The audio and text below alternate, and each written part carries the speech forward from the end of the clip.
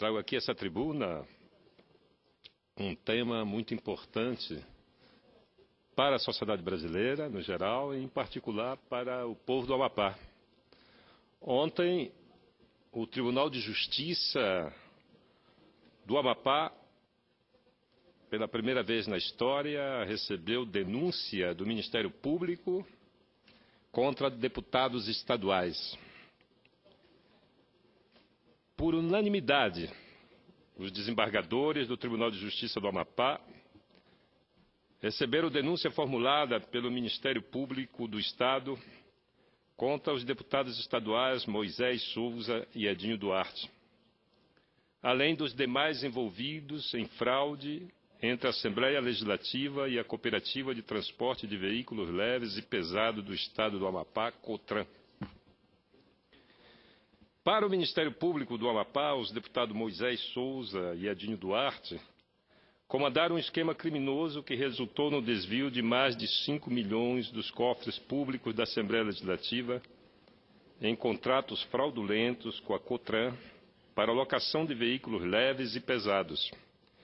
Na denúncia, a Procuradora-Geral do Ministério Público, Ivana Sei, afirma que os parlamentares ordenavam e assinavam os cheques indevidamente pagos. Nesse mesmo período, os deputados gastaram mais de 5 milhões com aluguel de veículos, pagos com verba indenizatória. Embora a defesa dos acusados tenha alegado que o Ministério Público não poderia conduzir o procedimento investigatório contra parlamentares, a relatora, desembargadora Sueli Pini, e aqui eu destaco, é a primeira mulher a chegar ao desembargo no Amapá, com base em entendimento majoritário do Supremo Tribunal Federal, manifestou que a Polícia Judiciária não tem o monopólio da ação penal, sendo, portanto, perfeitamente possível que a investigação seja conduzida por promotores. Sobre o afastamento dos réus de suas funções, a relatora esclareceu em seu voto que os denunciados teriam formado um poderoso grupo organizado com escopo de apoderar-se de recursos dos cofres públicos através de pseudos contratos celebrados com a Assembleia Legislativa do Amapá, motivo pelo qual mantê-los afastados de quaisquer funções que poderiam, em tese, facilitar-lhes a reiteração das condutas delituosas ou mesmo a ocultação de provas ou a intimidação de testemunhas, é a medida que se impõe como garantia da própria atuação judicial. Por maioria, os desembargadores decidiram manter o afastamento dos réus. Eles responderam pelos crimes de lavagem de dinheiro. Eles responderão pelos crimes de lavagem de dinheiro, formação de quadrilha, peculato, falsidade ideológica, fraude em licitações, corrupção passiva e falsidade documental. Os acusados são Moisés Reátegui de Souza, ex-presidente da Assembleia Legislativa, Jorge Evaldo Edinho Duarte, secretário-geral da mesa, Lindenberg Abel do Nascimento, ex-comandante da Polícia Militar, que servia como assessor da Assembleia Legislativa, Edmundo Ribeiro Torque, Janiere Torres, José Maria Miranda Cantuária, Rogério Cavalcante, Ednardo Tavares de Souza, filho do ex-desembargador que aposentou-se no começo desse ano,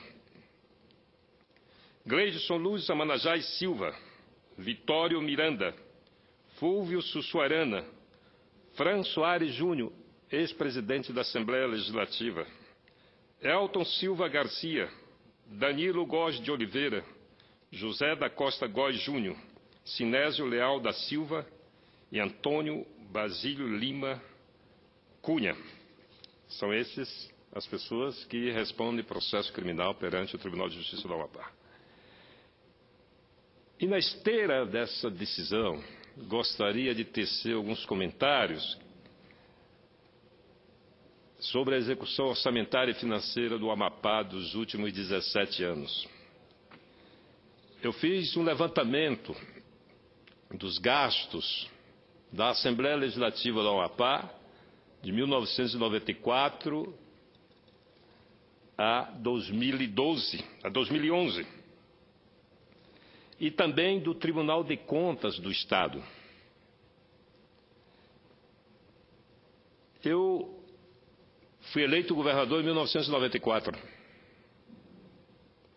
E entre o período da posse, o 15 de novembro, e o 1º de janeiro, quando assumi o governo do Estado, a Assembleia Legislativa e o governo, então, que estava saindo,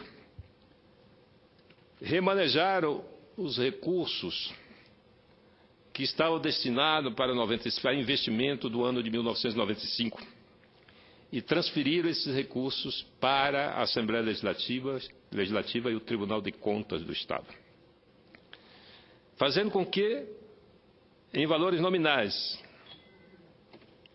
os gastos da Assembleia Legislativa, que foram de 13 milhões de reais em 94, saltasse para 26 milhões no ano seguinte, com a inflação já sob controle. E os gastos do Tribunal de Contas foram mais longe ainda. Saltaram de 4 milhões para 13 milhões de reais. Na verdade, 4 milhões 275 mil para 13 milhões 729 mil. E condenaram o Estado a ficar sem investimento durante muitos anos. Eu lembro que, em 1995, todas as obras do Estado pararam. Se compararmos os investimentos da Secretaria de Infraestrutura, que é encarregada de investir na área de saúde, na construção de hospital, de centro de saúde, de escolas, de prédios para administração, de penitenciárias, essa secretaria, que em 1994 teria investido 40 milhões de reais, e em 95 caiu para 3 milhões e meio. A mesma coisa no setor de transporte, a Secretaria de Transporte, de 21 milhões investidos em 94, não chegou a investir 3 milhões em 95. O Estado parou nas minhas mãos por causa dessa manobra. E essa manobra, pasmem, senhores senadores, senhoras senadoras, e aos que estão me ouvindo, porque isso me parece uma prática corrente em nosso país. Essa manobra fez com que, de 1994 até 2012, a Assembleia Legislativa e o Tribunal de Contas tenham gasto, além da necessidade da sua manutenção, algo em torno de 100 milhões de reais por ano. Esse ano, a Assembleia Legislativa e o Tribunal de Contas devem atingir gastos da ordem de 200 milhões de reais, quando, na verdade, com 100 milhões de reais, teria um desempenho impecável, tanto um como o outro. São 17 anos com um desvio sistemático de algo em torno de 100 milhões por ano, que perfaz 1 bilhão 700 milhões de reais. O governo do Amapá, junto com o governo federal, estão construindo 5 mil habitações, e habitações de boa qualidade. O conjunto dessa obra, uma obra dotada de toda a infraestrutura, escolas, segurança, saúde, chega em torno de 300 bilhões de reais. Esse 1 bilhão e 700 milhões de reais teria resolvido, nesses 17 anos, o problema gravíssimo de habitação que nós enfrentamos. Daria para construir, no mínimo, 20 mil habitações e mais, daria para dotar o estado todo de água e esgoto. Então, esse desvio condenou o povo do Amapá a ficar sem água tratada durante esses anos todos. E também sem saneamento básico. Eu tive o cuidado, todo mundo sabe que há 2 anos atrás, no dia 10 de setembro, houve uma operação da Polícia Federal no Amapá, que levou para a prisão as principais lideranças daquele momento, o ex-governador, o governador em exercício, o governador que tinha deixado o cargo, a primeira-dama, o presidente do Tribunal de Contas. E esse ano, a Justiça voltou a agir e afastou mais 5 conselheiros do Tribunal de Contas, e agora o Tribunal de Justiça afasta o presidente da Assembleia e o secretário-geral da mesa em definitivo. Ele já estava afastado desde o mês de abril, se não me engano, e agora o Tribunal os afasta definitivamente.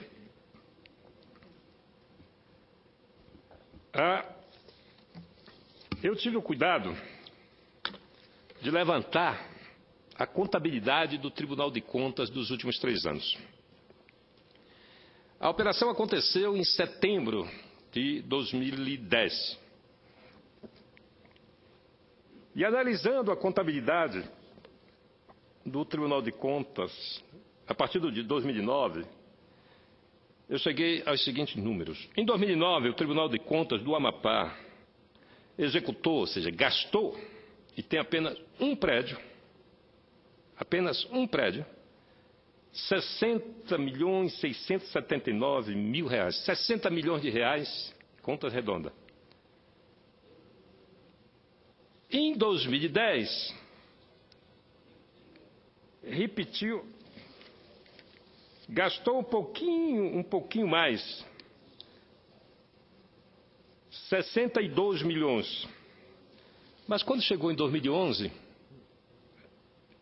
caiu para 36 milhões. Como é que explica que de um ano para o outro, uma queda tão drástica nas despesas de uma instituição? É simples. Em 2010, a operação da Polícia Federal, que prendeu o presidente do Tribunal de Contas, lacrou e paralisou o desvio dos recursos. Em 2011, a nova direção do tribunal passou a ter um cuidado maior na aplicação dos recursos e os gastos foram reduzidos de 62 para 36 milhões. E esse dinheiro ficou no caixa, esse saldo financeiro ficou no caixa do Tribunal de Contas, rodou o ano com um financeiro altíssimo e não poderia ser gasto porque não havia previsão orçamentária. Hoje, a situação da Assembleia Legislativa é semelhante. Depois da ação enérgica do Ministério Público Estadual, dificultando sobremaneira o desvio de recursos na Assembleia Legislativa, tem-se notícia de que há um saldo financeiro volumoso na Assembleia Legislativa do Estado do Amapá.